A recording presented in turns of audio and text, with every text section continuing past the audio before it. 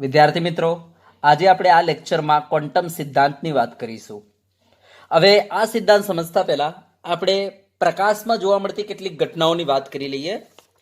તો જો અહીંયા મેં લિસ્ટ આપેલું છે કે પ્રકાશના અંદર વિવર્તન, વ્યતિકરણ, ફોટો ઇલેક્ટ્રિક અસર, કાળા પદાર્થનું વિકિરણ આવી ઘટનાઓ જોવા મળે છે. બરાબર. હવે પહેલા તો કોઈને એમ થાય કે સાહેબ વિવર્તન કોને કહેવાય, તો ધ્યાન આપજો. વિવર્તનનો મતલબ થાય છે ડિફ્રેક્શન થવું, વળવું. બરાબર. જેમ કે ધ્વનિ તરંગના અંદર તમે જોતા હશો કે દાખલા તરીકે તમે કોઈ રૂમના અંદર બેસીને જ્યારે બોલતા હશો ત્યારે બાજુના રૂમના અંદર બેઠેલી વ્યક્તિ ઘણી વખતે તમારો અવાજ સાંભળી શકે છે. હવે એવું કેમ થાય છે? દાખલા તરીકે તમે બારણા બંધ કરેલા છે છતાં પણ બાજુમાં બેસેલ વ્યક્તિ તમારો અવાજ સાંભળી શકે છે જો તમે બોલો છો ત્યારે. તો એનું કારણ એ છે કે તમે બોલેલા, બરાબર, જે ધ્વનિ, તમે બોલેલા જે શબ્દો છે એ ધ્વનિ તરંગો છે. એ ધ્વનિ તરંગો ગમે ત્યાંથી વળીને એ બાજુના રૂમમાં બેસેલા વ્યક્તિના કાને સુધી પહોંચી જાય છે. બરાબર, વળીને પણ. બરાબર, યસ. અને આ ઘટનાને કહેવાય છે વિવર્તન, મીન્સ તરંગોનું વળવું. આ ઘટનાને વિવર્તન કહેવાય છે. હવે આવી ઘટના પ્રકાશમાં જોવા મળે છે. જો હું એક એક્ઝામ્પલ બતાવું કે દાખલા તરીકે મારી પાસે આ ચાવી છે. બરાબર, યસ. હવે જો હું આ સ્વિચ દબાવું છું, બરાબર, તો શું થશે? આમાંથી પ્રકાશ બહાર આવ્યો. ઓકે. અને આ પ્રકાશ જે છે, બરાબર, સીધો અહીંયાથી વળીને, બરાબર, રૂમમાં થઈને, દરવાજામાં થઈને સીધો આ બહાર નીકળી ગયો અને મારી ગાડી પાસે પહોંચી ગયો. અને ત્યાં જઈને એક મીન્સ ગાડી સાથે ટકરાઈને એ ગાડીના દરવાજા એણે ખોલી નાખ્યા. તો તમે જોઈ શકો છો આ પ્રકાશનું, બરાબર, આ એક્સપેરિમેન્ટ આપણને દર્શાવે છે કે પ્રકાશમાં શું જોવા મળે છે? વિવર્તન જોવા મળે છે. આ એક્સપેરિમેન્ટ આપણને દર્શાવે છે. તો વિવર્તન મીન્સ પ્રકાશનું, મીન્સ તરંગોનું વળવું. બરાબર, યસ, જે પ્રકાશમાં જોવા મળે છે. ઓકે, ચલો. વ્યતિકરણ. તો વ્યતિકરણ કોને કહેવાય? વ્યતિકરણ મીન્સ ઇન્ટરફિયર કરવું, ઇન્ટરફેરન્સ કહેવાય, દખલગીરી કરવી, એને કહેવાય વ્યતિકરણ. તો દાખલા તરીકે ઘણી વખતે તમે જોયું હશે જ્યારે બે વિદ્યાર્થી એક સાથે જ્યારે બોલે છે ત્યારે એક સાથે જ્યારે બોલશે ને એ વખતે આપણને અવાજ જે છે બહુ મોટો સંભળાય છે. બરાબર. તો આવું કેમ થાય છે? તો એનું કારણ એ છે કે આ બે તરંગો ભેગા થઈને એક મોટો તરંગ બની જાય છે, જેને કહેવાય કન્સ્ટ્રક્શન થઈ જવું. બરાબર, યસ, જેના કારણે આપણને મોટો અવાજ સંભળાય છે. ઘણી વખતે બે વિદ્યાર્થીઓ જ્યારે આગળ પાછળ બોલે છે ત્યારે શું થાય છે? તો ત્યારે આપણને કોઈનો પણ અવાજ સંભળાતો નથી. એનું કારણ શું છે? કારણ કે એક તરંગ જ્યારે આમ નીકળે ત્યારે બીજો તરંગ જે છે એની પાછળ ને પાછળ નીકળશે. એટલે એ વખતે શું થશે? એનું ડિસ્ટ્રક્શન થશે, જેના કારણે આપણને કોઈનો અવાજ નહીં સંભળાય. બરાબર, યસ. તો આ ઘટનાને કહેવાય ઇન્ટરફિરન્સ, વ્યતિકરણ કહેવાય. Okay, yes. અને આવી ઘટનાઓ પ્રકાશમાં એ જોવા મળે છે. ઘણી વખતે તમે જોયું હશે કે તમારા ઘરના અંદર, બરાબર, જ્યારે રૂમ બહુ મોટો હશે ત્યારે જો તમે એક બલ્બ લગાવેલો હશે તો અજવાળું જે છે વધારે નહીં આવતું હોય, ત્યારે તમે બીજો બલ્બ લગાવો છો ત્યારે શું થાય છે? તો ત્યારે શું થતું હશે? તો આમાંથી નીકળતો તરંગ, આમાંથી નીકળતો તરંગ બંને ભેગા થાય છે અને મોટો તરંગ થઈ જશે. એ વખતે શું થાય છે? પ્રકાશ જે છે, બરાબર, એ વખતે એકદમ અજવાળું થઈ જશે જ્યારે બે બલ્બ લગાવીએ છીએ ત્યારે. એનું એમ થવાનું કારણ શું છે? કારણ કે બે તરંગો ભેગા થઈ ગયા. યસ. અને તમે જોઈ શકો છો આને જ આપણે શું કહીએ છીએ? ભેગા થઈ જવું, ઇન્ટરફિયર કરવું, એકબીજામાં ભેગા થઈ જવું, એને જ કહેવાય છે વ્યતિકરણ. તો તમે જોઈ શકો છો પ્રકાશમાં આવી ઘટના જોવા મળે છે, વ્યતિકરણ. સમજ્યા ને? યસ. તો વ્યતિકરણ કોને કહેવાય ખબર પડી ગઈ? યસ. અને આ ઘટના પ્રકાશમાં જોવા મળે છે. સેમ એવી રીતના ફોટો ઇલેક્ટ્રિક અસર, એની વાત કરીએ. ફોટો ઇલેક્ટ્રિક અસર, આની ડિટેલમાં ચર્ચા આપણે આના પછીના નેક્સ્ટ લેક્ચરમાં કરવાની છે. અને ફોટો ઇલેક્ટ્રિક અસરનો મતલબ શું થાય છે? તો ધ્યાન આપજો. એનો મતલબ એવો થાય છે કે કોઈ પણ ધાતુની પ્લેટ ઉપર જ્યારે આપણે પ્રકાશ આપાત કરીએ છીએ ત્યારે એ ધાતુની પ્લેટમાંથી ઇલેક્ટ્રોન બહાર નીકળવા. યસ. અને ઇલેક્ટ્રોન બહાર નીકળે છે. યસ. આ અસરને કહેવાય છે ફોટો ઇલેક્ટ્રિક અસર. તો કોઈ પણ ધાતુની પ્લેટ ઉપર જ્યારે આપણે પ્રકાશ આપાત કરીએ છીએ ત્યારે આ ધાતુની પ્લેટ ઇલેક્ટ્રોન ઉત્પન્ન કરે છે. આ ઘટનાને કહેવાય છે ફોટો ઇલેક્ટ્રિક અસર. બરાબર, યસ, જેની આપણે ડિટેલમાં ચર્ચા કરવાની છે. તો પ્રકાશમાં આ અસર જોવા મળે છે. ધાતુની પ્લેટ ઉપર જ્યારે પ્રકાશ આપાત કરીએ ત્યારે અંદરથી ઇલેક્ટ્રોન ઉત્પન્ન થાય છે. બરાબર. તો યસ, આ અસરને કહેવાય છે ફોટો ઇલેક્ટ્રિક અસર. બરાબર, જે પ્રકાશમાં જોવા મળે છે. પછી કાળા પદાર્થનું વિકિરણ. આનો મતલબ શું છે? તો કોઈ ધાતુને, દાખલા તરીકે લોખંડને જ્યારે આપણે ગરમ કરીએ છીએ ત્યારે શું થાય છે? તો પહેલા એ લાલ બને છે. એનો મતલબ અંદરથી લાલ કલરના વિકિરણ બહાર આવે છે. યસ. વધારે ગરમ કરીએ છીએ તો આ પીળા રંગની બને છે. એનો મતલબ અંદરથી જે નીકળતો વિકિરણ છે પીળા રંગનો થઈ જાય છે, મીન્સ પીળા રંગના વિકિરણ બહાર આવે છે. બરાબર, અને ઓર વધારે ગરમ કરીએ છીએ તો જાંબલી રંગના વિકિરણ બહાર આવે છે. Okay, yes. તો તમે જોઈ શકો છો આ વિકિરણને કહેવાય છે, આ વિકિરણને, આ પ્રકાશને કહેવાય છે બરાબર બ્લેક બોડી રેડિયેશન. અને આ પદાર્થને જ્યાંથી આ રેડિયેશન ઉત્પન્ન થાય છે એને કહેવાય છે બ્લેક બોડી. તો કહેવાનો મતલબ કે આને કહેવાય છે બ્લેક બોડી રેડિયેશન. બરાબર, યસ. તો આવી ઘટના પ્રકાશમાં જોવા મળે છે. તો ધ્યાન આપજો, આ 4 ઘટના પ્રકાશમાં જોવા મળે છે. Okay, yes. આમાંથી આ 2 ઘટના, વિવર્તન અને વ્યતિકરણ, બરાબર, યસ, એને સમજાવવા માટે આપણી પાસે વેવ થિયરી છે. બરાબર, અને આ વેવ થિયરી કોણે આપી હતી? તો આપણે વાત કરી ગયા, આ વેવ થિયરી આપનાર વૈજ્ઞાનિક કોણ હતા? મેક્સ વેલ હતા. બરાબર, યસ. અને એમની આ થિયરી ફોટો ઇલેક્ટ્રિક અસર અને બ્લેક બોડી રેડિયેશનને સમજાવવામાં અસમર્થ હતી. તો હવે આ ઘટનાઓને, પ્રકાશમાં થતી આ ઘટનાઓને સમજાવવા માટે બરાબર મેક્સવેલ નામના વૈજ્ઞાનિકે ક્વોન્ટમ સિદ્ધાંત રજૂ કરેલો છે. તો આજે આપણે આ ક્વોન્ટમ સિદ્ધાંતની વાત કરવાની છે. બરાબર, તો ફોટો ઇલેક્ટ્રિક અસર અને બ્લેક બોડી રેડિયેશન આને સમજાવવા માટે મેક્સ પ્લાન્ક નામના વૈજ્ઞાનિકે 1900ના અંદર બરાબર ક્વોન્ટમ સિદ્ધાંત રજૂ કર્યો હતો. Okay, yes. અને આ સિદ્ધાંત આપણને કહે છે પ્રકાશ કણ પ્રકૃતિ ધરાવે છે. જ્યારે આ વેવ થિયરી 1864માં આ 2 ઘટનાઓને સમજાવવા માટે આપવામાં આવી હતી, મેક્સ વેલ નામના વૈજ્ઞાનિકે આપી હતી. અને આ થિયરી સમજાવે છે કે પ્રકાશ તરંગ પ્રકૃતિ ધરાવે છે. બરાબર, યસ. અને લાસ્ટમાં વૈજ્ઞાનિકોએ સ્વીકારી લીધો પ્રકાશ જે છે દ્વૈત સ્વભાવ ધરાવે છે, તરંગ તથા કણ એમ પ્રકાશ દ્વૈત સ્વભાવ ધરાવે છે. તો સમજી ગયા છો, આજે આપણે ક્વોન્ટમ સિદ્ધાંત ભણવાનો છે. બરાબર, કઈ 2 ઘટનાઓને સમજાવવા માટે ક્વોન્ટમ સિદ્ધાંત આપ્યો તો આપણે કહીશું ફોટો ઇલેક્ટ્રિક અસર અને બ્લેક બોડી રેડિયેશન. આ 2 ઘટનાઓને સમજાવવા માટે ક્વોન્ટમ સિદ્ધાંત રજૂ કરવામાં આવ્યો હતો. 1900ના અંદર મેક્સ પ્લાન્ક નામના વૈજ્ઞાનિકે ક્વોન્ટમ સિદ્ધાંત આપ્યો હતો. તો ચલો અહીંયા હું લખું છું ક્વોન્ટમ સિદ્ધાંત. તો ઈસવીસન 1900માં બરાબર મેક્સ પ્લાન્ક નામના વૈજ્ઞાનિકે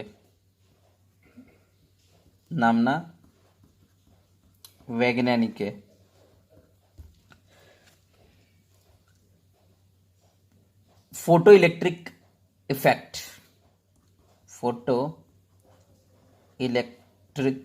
ઇફેક્ટ અને બ્લેક બોડી રેડિયેશન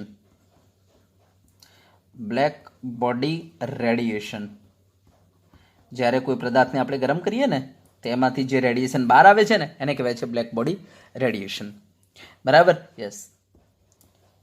જેવી ઘટનાઓને સમજાવવા બરાબર ક્વોન્ટમ સિદ્ધાંત આપવામાં આવ્યો હતો. ક્વોન્ટમ થિયરી રજૂ કરવામાં આવેલ છે.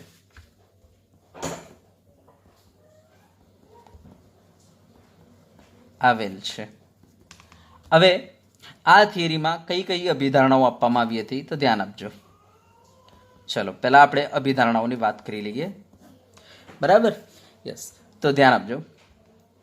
પહેલી અભિધારણા તો જો પહેલા તો શું કહે છે કે કોઈ પણ, ધ્યાન આપજો, પદાર્થમાંથી જ્યારે ઉર્જા બહાર આવે છે બરાબર, તો એ જે વિકિરણીય ઉર્જા હોય છે ને એ આવી સતત નથી હોતી.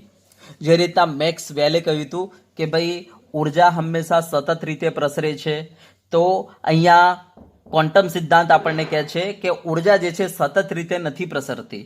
ઉર્જા જે છે નાના નાના આવા એનર્જી પેકેટ સ્વરૂપે પ્રસરે છે. બરાબર, સતત નથી હોતી, આવી અસતત હોય છે. આવા નાના નાના એનર્જી પેકેટ સ્વરૂપે પ્રસરે છે. અને આ પેકેટને કહેવાય છે ક્વોન્ટમ. શું કહેવાય છે? ક્વોન્ટમ કહેવાય છે. આ એનર્જી પેકેટને આપણે શું કહીશું? ક્વોન્ટમ કહીશું. તો પહેલી જ અભિધારણા શું આપવામાં આવી કે વિકિરણીય ઉર્જાનું પ્રસરણ સતત નથી હોતું, નાના નાના એનર્જી પેકેટ સ્વરૂપે હોય છે, જેને ક્વોન્ટમ કહેવામાં આવે છે. બરાબર, તો અહીંયા લખી દઈએ આપણે પહેલી અભિધારણા. તો વિકિરણીય ઉર્જાનું પ્રસરણ સતત હોતું નથી.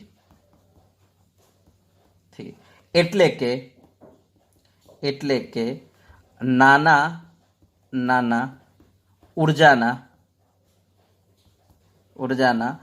પેકેટ સ્વરૂપે પ્રસરે છે, જેને ક્વોન્ટમ કહે છે. બરાબર? યસ. હવે ધ્યાન આપજો. પ્રકાશના અંદર જે આપણે પ્રકાશ આવે છે ને સૂર્યમાંથી, યસ, એમાંથી જે ઉર્જા બહાર આવે છે, એમાંથી જે લાઇટ બહાર આવે છે, એ પણ આવા નાના નાના એનર્જી પેકેટ સ્વરૂપે બહાર આવે છે. પણ એને આપણે ક્વોન્ટમ ન કહેતા, એના માટે આપણે ફોટોન શબ્દ વાપરીશું. તો પ્રકાશ માટે આવા ઉર્જાના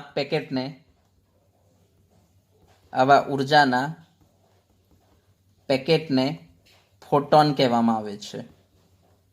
ફોટોન કહે છે, હો ને? પ્રકાશ માટે આવા ઉર્જાના પેકેટને આપણે શું કહીશું? ફોટોન. તો પહેલી અભિધારણા આપી. બીજી અભિધારણા હવે ધ્યાન આપજો. બીજી અભિધારણા એવી આપવામાં આવી કે આ જે ક્વોન્ટમ છે, આ જે એનર્જી પેકેટ છે, એની ઉર્જા કેટલી? એક એનર્જી પેકેટ પાસે કેટલી ઉર્જા હશે? તો આપણે કહીશું એની આવૃત્તિના સમપ્રમાણમાં હશે. એણે શું કહ્યું? તો આ એક એનર્જી પેકેટ પાસે રહેલી ઉર્જા એની આવૃત્તિના સમપ્રમાણમાં હશે. બરાબર? યસ, એની આવૃત્તિના સમપ્રમાણમાં હશે. તો કહેવામાં આવ્યું કે એક પેકેટ પાસે રહેલી ઉર્જા એની આવૃત્તિના સમપ્રમાણમાં હોય છે. બરાબર? એનો મતલબ E is directly proportional two new. એનો મતલબ એવો થયો E ઇઝ ઇક્વલ ટુ, એને અચળાંક મૂકી દીધો h ન્યુ. બરાબર? યસ, આ અચળાંકને નામ આપવામાં આવ્યું પ્લાન્ક અચળાંક. બરાબર? કારણ કે આ પ્લાન્ક નામના વૈજ્ઞાનિકે થિયરી આપી હતી. બરાબર? એના પરથી આ અચળાંકને શું નામ આપવામાં આવ્યું છે? પ્લાન્ક અચળાંક નામ આપવામાં આવેલ છે. બરાબર? યસ, તો અહીંયા હું લખી દઉં છું E is equal to h new. Okay, જ્યાં h બરાબર શું છે? પ્લાન્ક અચળાંક છે. Okay, yes. અને આ h ની કિંમત કેટલી છે? આ અચળાંકની કિંમત 6.626 ગુણ્યા 10⁻34 છે. Okay, yes. એકમ શું લાગશે આનો? તો બરાબર ધ્યાનથી જોજો. આનો એકમ શું લાગશે? તો E is equal to h new ને, તો h બરાબર શું થઈ જાય? E અપોન ન્યુ થઈ જાય. h બરાબર શું થઈ જાય? E અપોન ન્યુ થઈ જાય. યસ, તો h બરાબર શું થઈ જશે? E upon new. તો એકમ શું બને? તો ધ્યાન આપજો, h બરાબર આ E અપોન ન્યુ. તો એકમ શું બને? E એટલે જૂલ ઉર્જા અને ન્યુ એટલે સેકન્ડ ઇનવર્સ. ઉપર લાવો તો જૂલ સેકન્ડ ઇનવર્સને ઉપર લાવો એટલે સેકન્ડ થઈ જશે. તો એકમ બને તમારો જૂલ ઇન્ટુ સેકન્ડ. બરાબર? તો આ h નો એકમ થઈ ગયો. તો આપણે કહીશું કે આ અભિધારણામાં કે ભાઈ દરેક, બરાબર, ક્વોન્ટમની ઉર્જા, બરાબર, દરેક ક્વોન્ટમની ઉર્જા તેની આવૃત્તિના સમપ્રમાણમાં હોય છે. તેની આવૃત્તિના સમપ્રમાણમાં હોય છે. બરાબર? તો આપણે યાદ કરી લઈશું E is equal to h new. બરાબર? તો આપણી બીજી અભિધારણા થઈ ગઈ. હવે ત્રીજી અભિધારણા ધ્યાન આપજો. આ શું કહે છે? કે કોઈ પદાર્થમાંથી, દાખલા તરીકે, ઉર્જાનું ઉત્સર્જન થઈ રહેલું છે, અથવા કોઈ પદાર્થ ઉર્જાનું શોષણ કરી રહેલો છે. તો ધ્યાન આપજો, એ પદાર્થમાંથી જે ઉર્જા બહાર આવશે એ કાં તો 1 h ન્યુ જેટલી બહાર આવશે, કાં તો 2 h ન્યુ જેટલી બહાર આવશે, કાં તો 3 h ન્યુ જેટલી બહાર આવશે, કાં તો 4 h ન્યુ જેટલી બહાર આવશે, કાં તો 5 h ન્યુ જેટલી બહાર આવશે. હા, પણ એવું નહીં કે ભાઈ 1.5 h ન્યુ, આવું નહીં. એનો મતલબ ધ્યાન આપજો કે એ પદાર્થમાંથી જે ઉર્જા બહાર આવશે અથવા એ પદાર્થ જે ઉર્જાનું શોષણ કરશે એ કાં તો 1 ફોટોનનું, કાં તો આવા 2 ફોટોનનું, કાં તો આવા 3 ફોટોન બહાર આવશે. સમજે છે વાત નહીં? હા, કોઈ દિવસ 2.5 ફોટોન બહાર ના આવે. કોઈ દિવસ 2.5 આપણે કહીશું ક્વોન્ટમ બહાર નહીં આવે. કાં તો 1 ક્વોન્ટમ બહાર આવે, કાં તો 2 ક્વોન્ટમ બહાર આવે, કાં તો 3 ક્વોન્ટમ બહાર આવે. આનો મતલબ એવો છે કે 1 એનર્જી પેકેટ બહાર આવે, 2 એનર્જી પેકેટ બહાર આવે, 3 એનર્જી પેકેટ બહાર આવે. કઈ 2.5 એનર્જી પેકેટ બહાર ના આવે. એનો મતલબ કે ઉર્જા હંમેશા, ધ્યાન આપજો, શોષાતી યા તો ઉત્સર્જાતી ઉર્જા હંમેશા h ન્યુ ના પૂર્ણ ગુણાંકમાં હશે. બરાબર? કાં તો 1 h ન્યુ, કાં તો 2 h ન્યુ, કાં તો 3 h ન્યુ, એમ. તો આપણે કહીશું પદાર્થ દ્વારા ઉત્સર્જાતી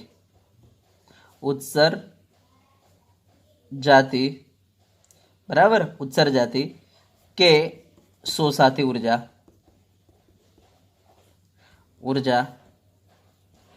h ના પૂર્ણ ગુણાંકમાં હોય છે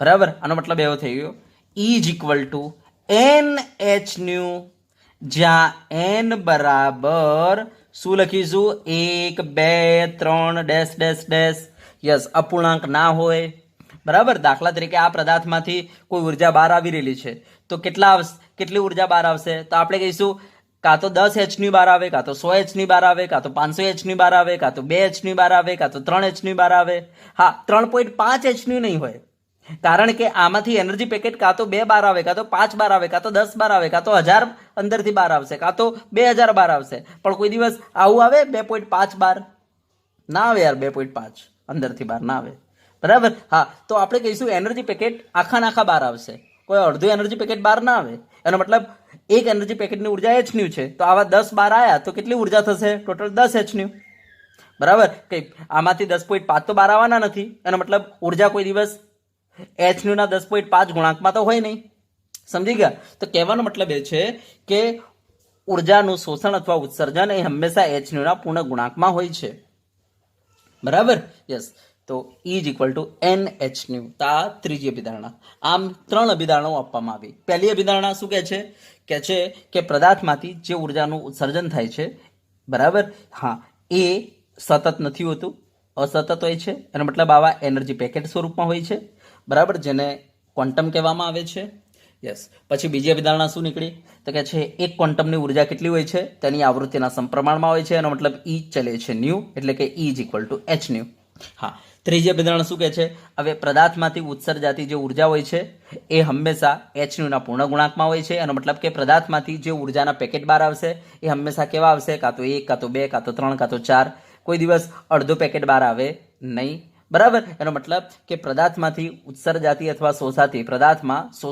પદાર્થમાંથી ઉત્સર્જાતી ઉર્જા જે છે એ હંમેશા h ન્યુના પૂર્ણ ગુણાંકમાં હશે બરાબર એમ કરીને 3 અભિધારણાઓ આપવામાં આવી છે તો આ 3 અભિધારણાઓ જોઈ લેવાની છે હા હવે ધ્યાન આપજો આ સૂત્રને જો આપણે આગળ લખવું હોય તો આપણે આ રીતના લખી શકીએ E એમનેમ રાખો ધ્યાન આપજો n h એમનેમ ન્યુ એટલે મેં તમને કહ્યું હતું c અપોન લેમડા લખી શકીએ તો આ સૂત્રને આપણે E is equal to NHC upon lambda પણ લખી શકાય તો આ આપણી 3 અભિધારણાઓ થઈ ગઈ હવે એક નોટ યાદ કરી લો બરાબર તો ધ્યાન આપજો એક નોટ યાદ કરી લેજો કે દાખલા તરીકે આ સૂર્યમાંથી દાખલા તરીકે આ પ્રકાશ બહાર આવી રહેલો છે યસ બરાબર હા દાખલા તરીકે એમાંથી 1 મોલ ફોટોન બહાર આવ્યા કેટલા 1 મોલ ફોટોન બહાર આવ્યા તો આપણને ઉર્જા કેટલી મળશે તો ઉર્જા ઇઝ ઇક્વલ ટુ બરાબર 1 ફોટોન એટલે h ન્યુ હવે 1 મોલ ફોટોન બહાર આવ્યા 1 મોલ એટલે 6.022 × 10⁻23 એટલે હું અહીંયા આગળ એવોગાડ્રો નંબર લખી દઉં યસ એનાથી મલ્ટીપ્લાય કરી દઉં બરાબર તો મને કુલ ઉર્જા મળી જશે કે ભાઈ 1 મોલ ફોટોન જો બહાર આવશે તો એમાંથી મળતી ઉર્જા આપણે આ રીતના લખીશું NaH ન્યુ હવે ધ્યાન આપજો આ ઉર્જાને આપણે આજથી કહીશું 1 આઇન્સ્ટાઇન શું કહીશું 1 આઇન્સ્ટાઇન તો ધ્યાન આપજો 1 આઇન્સ્ટાઇનનો મતલબ શું છે તો 1 મોલ ફોટોન જ્યારે લઈએ તો એમાં સમાયેલી ઉર્જાને શું કહેવાય છે 1 આઇન્સ્ટાઇન કહેવાય છે બરાબર દાખલા તરીકે આમાંથી 2 મોલ ફોટોન બહાર આવ્યા તો આપણે અહીંયા શું લખી દઈશું 2 × Na × h ન્યુ એ વખતે જે ઉર્જા મળશે એને આપણે કહીશું 2 આઇન્સ્ટાઇન દાખલા તરીકે આમાંથી 10 મોલ ફોટોન બહાર આવ્યા તો ચલો એની અંદર ટોટલ કેટલી ઉર્જા હશે તો આપણે શું લખીશું 10 × 6.022 × 10⁻23 h ન્યુ લખીશું તો એ જે ઉર્જા મળશે એને આપણે કહીશું 10 આઇન્સ્ટાઇન તો હવે ધ્યાન આપજો 1 આઇન્સ્ટાઇન કોને કહેવાય તો આ વસ્તુ યાદ રાખી લેજો 1 મોલ ફોટોનમાં ફોટોન એટલે ક્વોન્ટમ પ્રકાશનો કણ બરાબર તો 1 મોલ ફોટોનમાં સમાયેલ ઉર્જાને 1 આઇન્સ્ટાઇન કહેવામાં આવે છે 1 આઇન્સ્ટાઇન કહે છે તો આ વ્યાખ્યા યાદ કરી લેજો બરાબર હા હવે કોઈ તમને એમ કે ભાઈ 1 આઇન્સ્ટાઇનનું એકમ શું જો કોઈ એકમ પૂછે તો સિમ્પલ એકમ શું બનશે જૂલ પર મોલ 1 મોલ ફોટોનમાં સમાયેલી ઉર્જાને 1 આઇન્સ્ટાઇન કહેવાય છે તો એકમ શું બને જૂલ પર મોલ તો આ વસ્તુ ધ્યાન આપી દેજો બરાબર તો આ આપણી ક્વોન્ટમ થિયરી પૂરી થાય છે તો ક્વોન્ટમ થિયરી આપણને બતાવે છે કે પ્રકાશનું શોષણ કે ઉત્સર્જન હંમેશા એનર્જી પેકેટ સ્વરૂપમાં થાય છે, બરાબર. આ પેકેટને આપણે ક્વોન્ટમ કહેવાય છે, એનો મતલબ આ પેકેટને આપણે શું કહીએ છીએ? કણ કહીએ છીએ, બરાબર. યસ, તો આ ક્વોન્ટમ થિયરી આપણને બતાવે છે પ્રકાશ શું છે? કણ છે. ચલો, ઓકે, ડન. યસ, હવે આના પરથી આપણે દાખલા જોવાના છે, બરાબર. તો દાખલા જોવા માટે પહેલા સૂત્રો જોઈ લો, સૂત્રો યાદ કરી લેજો.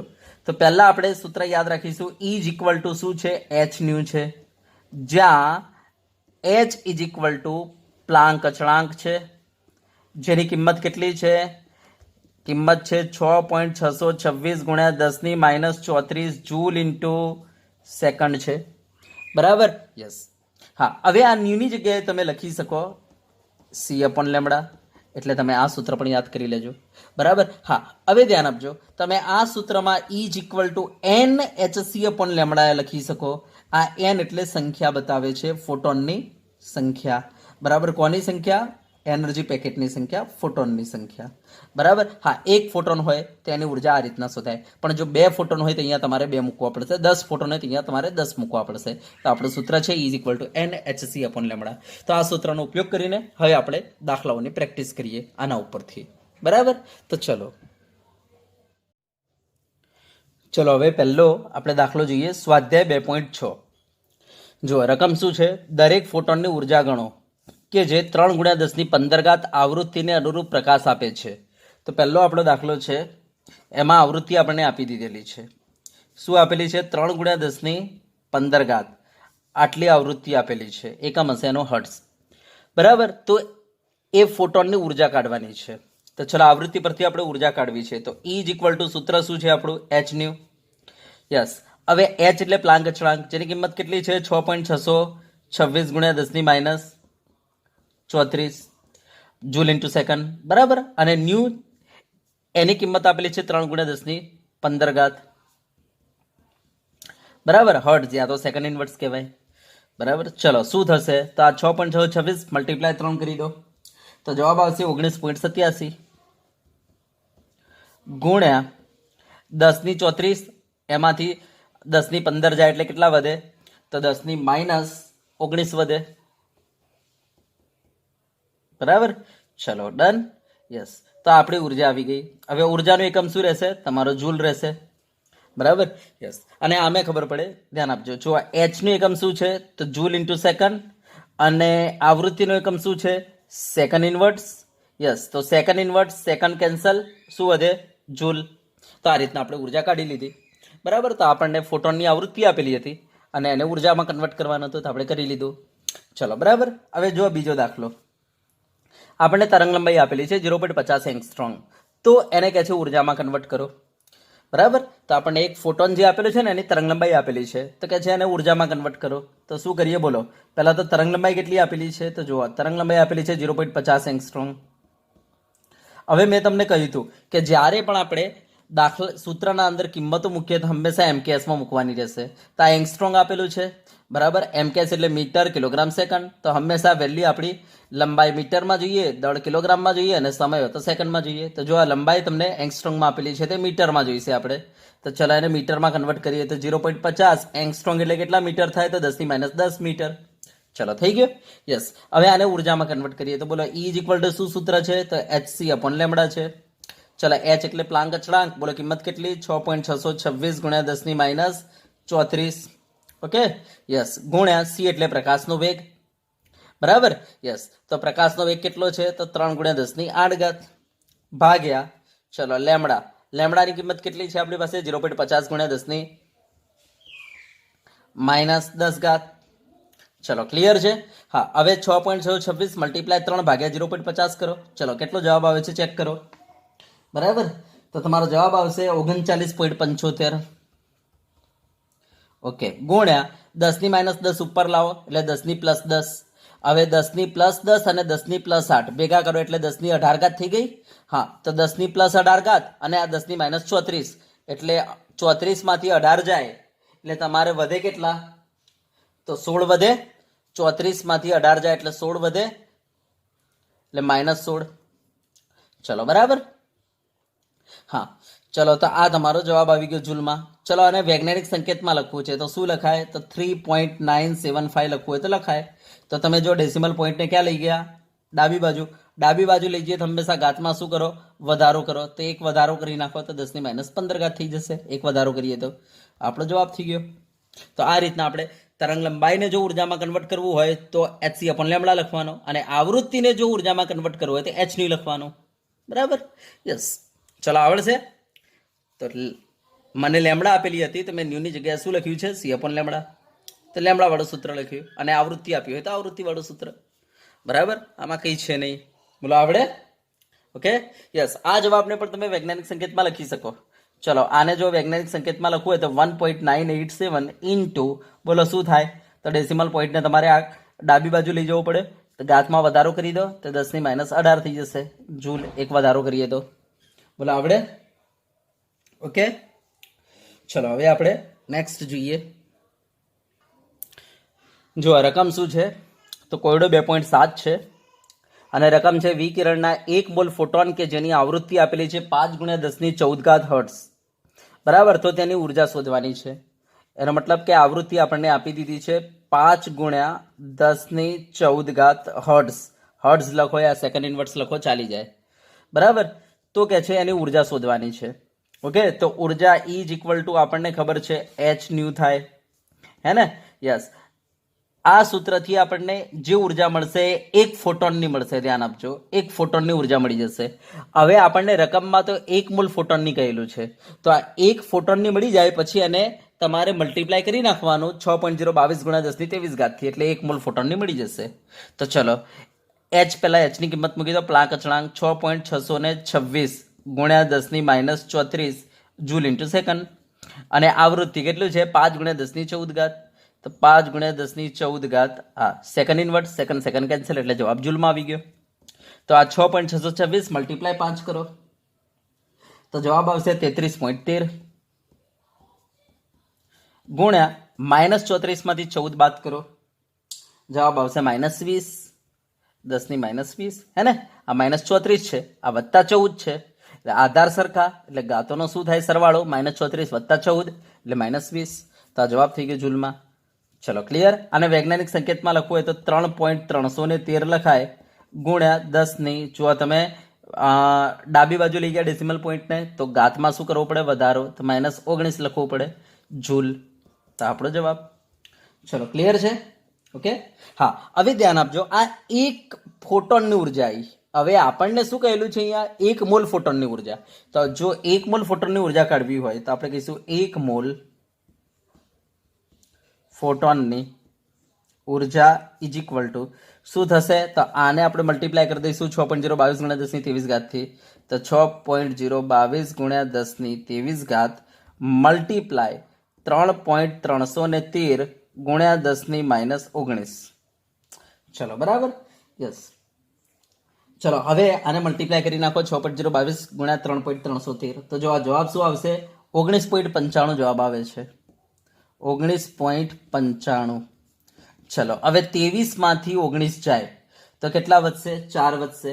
તો 10⁻4. બરાબર? તો આટલા જૂલ થઈ ગયા.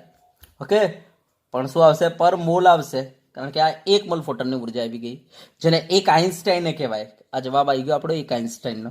ચલો આને વૈજ્ઞાનિક સંકેતમાં લખવું છે તો 1.995 ઇન્ટુ ડેસિમલ પોઈન્ટને આપણે ડાબી બાજુ લઈ જવું પડે છે. ઘાતમાં વધારો કરી દો 10⁵ જૂલ પર મોલ તમે લખવું હોય તો લખી શકો છો. બોલો આવડે? ક્લિયર? તો આ તમારો થઈ ગયો કોયડો 2.7. આવડે ને? ચલો હવે આપણે નેક્સ્ટ જોઈએ.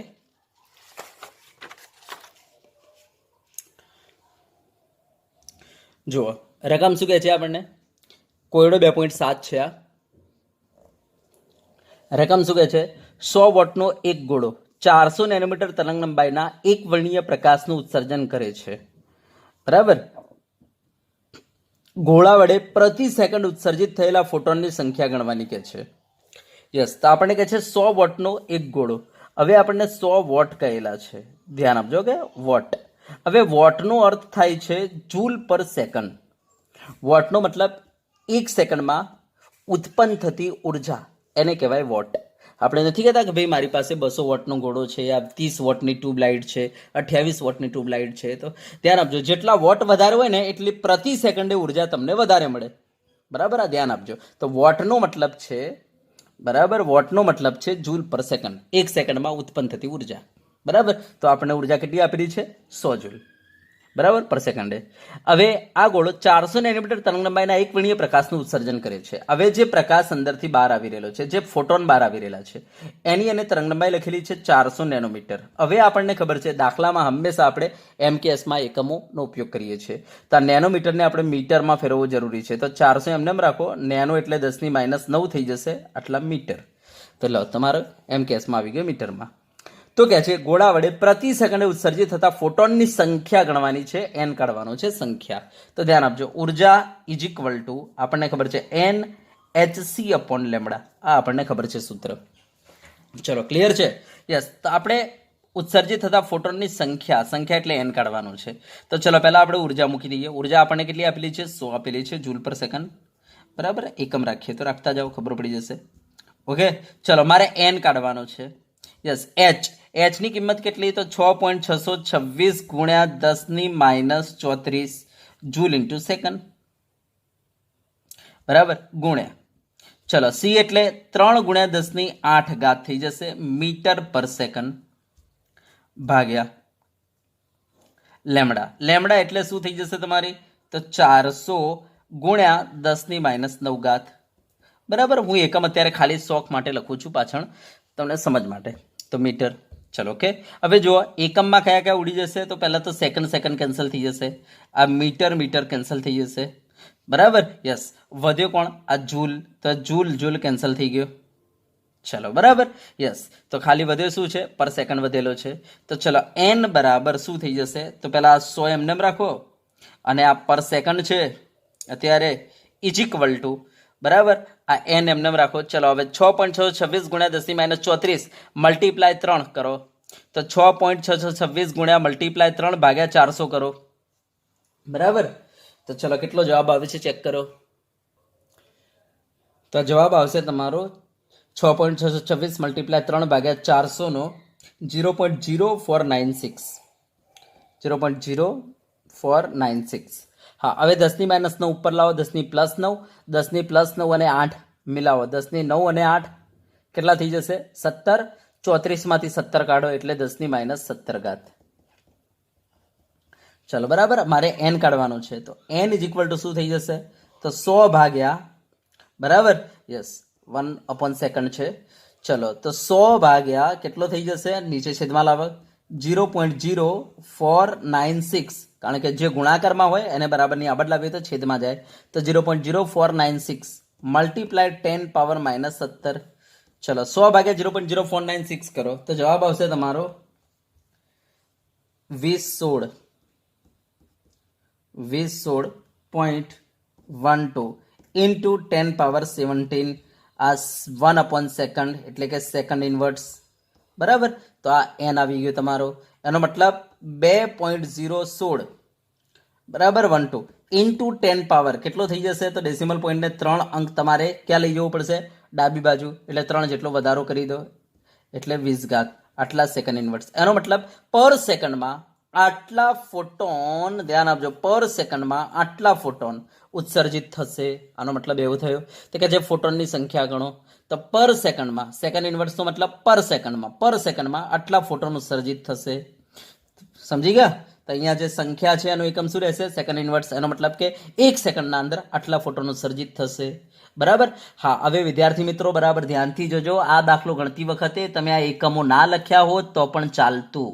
બરાબર, અત્યારે મેં ખાલી આ એકમો લખેલા છે, એટલે ડોન્ટ વરી, એકમો લખવાની જરૂર નથી, બસ ખાલી કિંમત મૂકો અને દાખલો ગણી નાખો. બરાબર, આ તો ખાલી સમજાવવા માટે કે સંખ્યાનું એકમ શું આવશે? તો સેકન્ડ ઇન્વર્સ આવશે, કે પર સેકન્ડે આટલા ફોટોન બહાર આવતા હશે. બરાબર, યસ, આટલા ફોટોન બહાર આવતા હશે. બરાબર, પર સેકન્ડે, ધ્યાન આપજો, 400 નેનોમીટર તરંગ લંબાઈ વાળા આટલા ફોટોન બહાર આવતા હશે, કે જેથી તમને કેટલી ઉર્જા મળે છે? 100 જૂલ જેટલી ઉર્જા મળે છે. આનો મતલબ આવો થયો કે ભાઈ પર સેકન્ડે, ધ્યાન આપજો, 400 નેનોમીટર વાળા આટલા ફોટોન, આટલા એનર્જી પેકેટ, આટલા ક્વોન્ટમ બાર આવી રહેલા છે, જેથી તમને કેટલી ઉર્જા મળી રહેલી છે? 100 જૂલ મળી રહેલી છે. બરાબર? તો કંઈક આ રીતના આનો દાખલો ગણીશું આપણે. ચલો, ક્લિયર છે? ઓકે, ચલો હવે આ ટાઈપનો આપણે બીજો દાખલો જોઈએ. તો જો આ રહ્યો સ્વાધ્યાય 2.11. જો રકમ શું કહે છે? 25 વોટનો એક બલ્બ એક વર્ણીય પીળો પ્રકાશ ઉત્સર્જિત કરે છે, જેની તરંગ લંબાઈ છે 0.57 માઇક્રોમીટર. તરંગ લંબાઈ આપી દીધી છે 0.57 માઇક્રોમીટર. આનો મતલબ એવો થાય 0.57 માઇક્રો એટલે 10⁻6 આટલા મીટર થાય. બરાબર? ઉત્સર્જિત કરે છે. તો પ્રત્યેક સેકન્ડે ઉત્સર્જિત થતા ક્વોન્ટમનો દર ગણો. એનો મતલબ પ્રત્યેક સેકન્ડે ઉત્સર્જિત થતા ક્વોન્ટમની સંખ્યા ગણો. એનો મતલબ n કાઢવાનો છે. સેમ હમણાં દાખલો ગણ્યો એના જેવો જ છે. બરાબર? તો આ દાખલો તમારે મને વોટ્સઅપ કરીને આનો જવાબ મોકલવાનો રહેશે. તો ધ્યાન આપજો, તમને તરંગલંબાઈ આપેલી છે અને તમને 25 વોટ કહેલા છે. 25 વોટ કહેલા છે. 25 વોટનો મતલબ થાય 25 જૂલ પર સેકન્ડ થાય. એનો મતલબ તમને ઉર્જા આપી દીધી છે એણે. તો તમારે કંઈ જ કરવાનું નથી. તમારે શું કરવાનું છે? E ઇઝ ઇક્વલ ટુ, બરાબર, તમારે સંખ્યા શોધવાની છે ને, તો સંખ્યા n કરીને લખી નાખવાનું. NHC upon lambda. તમારે આ સૂત્ર લખી દેવાનું. બરાબર? HC અપોન લેમડાની આગળ તમારે n લખી દેવાનું. જ્યારે જ્યારે સંખ્યા શોધવાનું કહે એટલે તમારે આ n લખી જ દેવાનું. અને આમાંથી હવે કિંમત મૂકીને n ને કરતા બનાવવાનો છે. બરાબર? તો એની કિંમત મૂકી દેજો 25, n એમને રવા દેજો, h ની કિંમત મૂકજો c 3×10⁸ મીટર પર સેકન્ડ, અને લેમડાની કિંમત આ મૂકજો. બરાબર? અને n ને કરતા બનાવીને મને જવાબ આપો. બરાબર? કે પર સેકન્ડે કેટલા ફોટોન, કેટલા ક્વોન્ટમ બહાર આવતા હશે. બરાબર? તો એ આપણે તમારે n શોધવાનું છે. તો કહે છે પ્રત્યેક સેકન્ડે ઉત્સર્જિત થતા ક્વોન્ટમનો દર ગણો. એનો મતલબ કે કેટલા ક્વોન્ટમ અંદરથી ઉત્સર્જિત થતા હશે એની સંખ્યા શોધવાની છે. બોલો, આવડશે ને? યસ. તો આ n શોધીને મને વોટ્સઅપ કરવાનું રહેશે આ દાખલો. ચલો, ઓકે? યસ. ચલો હવે આપણે આગળ જઈએ. ચલો હવે જુઓ સ્વાધ્યાય 2.8. શું કહે છે? એક પ્રકાશ જેની તરંગ લંબાઈ આપેલી છે 4000 પિકોમીટર. એનો મતલબ લેમડા આપી દીધી છે એણે 4000 પિકોમીટર. બરાબર? એટલે શું થઈ જશે? 4000 પિકોને જગ્યાએ આપણે 10⁻12 મૂકી શકીએ મીટર. તમે આ MKSમાં કન્વર્ટ કરી લીધું. બરાબર? યસ. અને તે 1 જૂલ ઉર્જા પૂરી પાડે છે. હવે આપણને ઉર્જા આપી દે છે કે ભાઈ આ જે છે ને એ આપણને 1 જૂલ ઉર્જા આપે છે. તો આ પ્રકાશના ફોટોનની સંખ્યા કેટલી હશે? તો જે ફોટોન હતા જેની તરંગ લંબાઈ આટલી હતી, જે 1 જૂલ ઉર્જા પૂરી પાડે છે, તો આપણને કહે છે એ ફોટોનની સંખ્યા કેટલી હશે?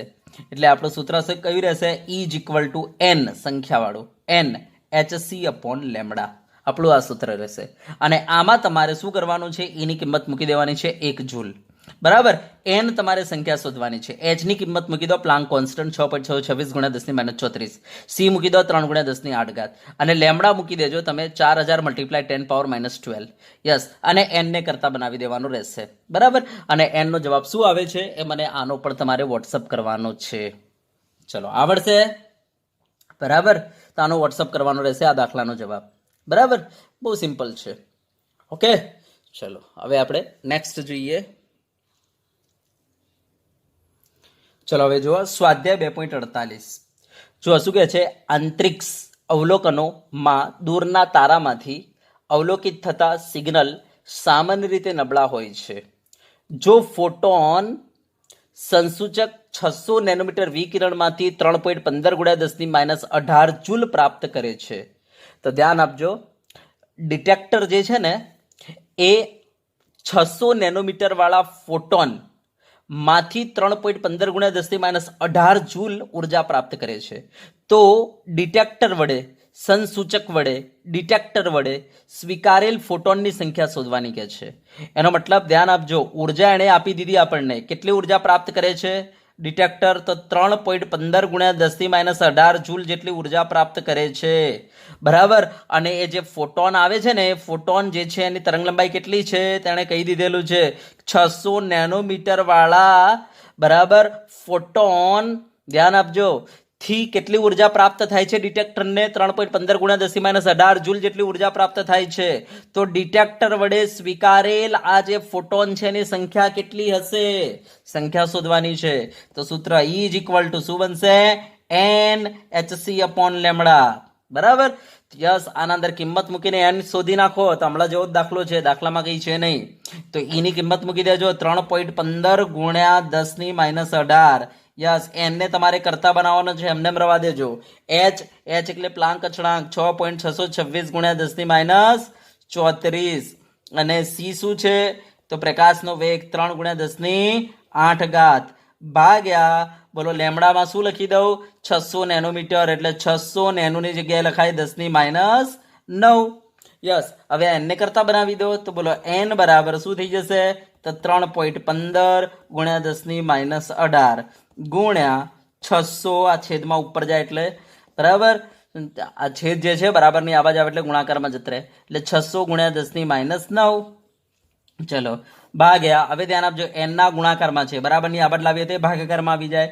તો ભાગ્યા 6.626 ગુણ્યા 10⁻34 ગુણ્યા 3 ગુણ્યા 10⁸. બરાબર. યસ, હવે આને તમે સિમ્પ્લિફાય કરી દો. બરાબર. તો આ 3.15 ગુણ્યા 600 ભાગ્યા 6.626 ભાગ્યા 3 કરો તો જવાબ આવશે 95.07. બરાબર. ગુણ્યા હવે 10⁻34 માંથી 8 કાઢી દો. બરાબર. એટલે તમારે વધશે -26. -26 ને ઉપર લાવો +26. હવે 19, 18 અને 9 એટલે 27 થઈ જશે, -27. તો -27 અને પેલા આયા 10 ની +26 એટલે 10 ની -1 વધે એટલે તમારો 9.507. એનો મતલબ અંદાજિત આપણે 10 કહી શકીએ. તો આપણે કહી શકીએ કે આ કેટલા ફોટોન સ્વીકારતો હશે? તો આપણે કહીશું 10 ફોટોન સ્વીકારતો હશે. બરાબર. ચલો, ક્લિયર થઈ ગયું. તો ડિટેક્ટર વડે સ્વીકારેલ ફોટોનની સંખ્યા કેટલી રહેશે? 10 રહેશે. બોલો, આવડે? ઓકે. ચલો, તો હવે જુઓ સ્વાધ્યાય 2.46. જો આ રકમ શું કહે છે આપણને કે નાઇટ્રોજન લેસર 337.1 નેનોમીટર તરંગ લંબાઈનું વિકિરણ ઉત્પન્ન કરે છે. તો આપણને કહે છે 337.1 નેનોમીટર તરંગ લંબાઈ વાળું વિકિરણ ઉત્પન્ન કરે છે. જો ઉત્સર્જિત થયેલ ફોટોનની સંખ્યા, બરાબર. તો ચલો, આ નેનોમીટર આપેલું છે, પહેલા તો એને મીટરમાં ફેરવવું હોય તો 337.1 નેનોને હટાઈને 10⁻9 આપણે મૂકી શકીએ, આટલા મીટર. ચલો, થઈ ગયું. યસ, હવે શું કહે છે? જો ઉત્સર્જિત થયેલા ફોટોન 5.6 ગુણ્યા 10⁻14 હોય તો હવે ફોટોનની સંખ્યા એને આપી દીધી છે. કેટલી કહે છે? 5.6 ગુણ્યા 10⁻24. આટલા ફોટોન જો ઉત્સર્જિત થતા હોય તો આ લેસરની શક્તિ ગણો, આ લેસરની ઉર્જા ગણો, શક્તિ ગણો કે છે. શું કહે છે? નાઇટ્રોજન લેસર જે છે ને 337.1 નેનોમીટર વાળા, બરાબર, વિકિરણ ઉત્પન્ન કરે છે. અને એમાં ઉત્પન્ન થયેલા ફોટોનની સંખ્યા કેટલી છે? 5.6 ગુણ્યા 10⁻24. આટલી સંખ્યા હોય તો લેસરની શક્તિ કેટલી હશે? તો ચલો, શક્તિ E શોધવાની છે. તો બોલો, E ઇઝ ઇક્વલ ટુ શું કરું? સંખ્યા આપેલી છે માટે મૂકી દો NhC/λ. સંખ્યા ના આપેલી હોય તો આપણે એને n ઇઝ ઇક્વલ ટુ 1 સમજીને ચાલીએ છીએ, પણ અહીંયા સંખ્યા આપી દીધી છે કે ભાઈ આટલું ઉત્સર્જિત કરે છે, બરાબર, આટલા ફોટોન. તો આપણે અહીંયા મૂકી દીધા NhC/λ. હવે n ની કિંમત મૂકી દઈએ. n ની કિંમત કેટલી છે આપણી પાસે? તો 5.6 ગુણ્યા 10⁻24 ગુણ્યા h ની કિંમત કેટલી? તો 6.626 ગુણ્યા 10⁻34 ગુણ્યા c ની કિંમત કેટલી? તો 3 ગુણ્યા 10⁸. બરાબર. ભાગ્યા ચલો લેમડા એટલે તરંગ લંબાઈ કેટલી આપેલી છે? 337. તો 337.1 ઇન્ટુ 10⁻−9. ચલો, બરાબર. યસ, તો આને હવે સિમ્પ્લિફાઈ કરી લેજો તમે. તો હું ડાયરેક્ટ જવાબ લખી દઉં છું. 3.302 ગુણ્યા 10⁶ આટલા જૂલ, આટલો તમારો જવાબ આવશે. ચલો, બોલો, આવડશે? ઓકે. યસ. ચલો, હવે જુઓ આપણે સ્વાધ્યાય 2.47 જોઈએ. જો રકમ શું કહે છે? નિયોન વાયુ સામાન્ય રીતે સાઇન બોર્ડમાં વપરાય છે. જો તે 616 નેનોમીટર તરંગ લંબાઈ ખૂબ તીવ્રતાથી ઉત્સર્જિત કરતો હોય તો તમને તરંગ લંબાઈ આપી દીધી છે એણે કેટલી? 616 નેનોમીટર. બરાબર ઉત્સર્જિત કરતો હોય તો ઉત્સર્જનની આવૃત્તિ શોધો. તો કે છે આ લેમડાને આવૃત્તિમાં કન્વર્ટ કરો. તો પહેલા તો 616 નેનોમીટર છે એટલે 616 નેનો એટલે 10⁻9 થઈ જશે આટલા મીટર.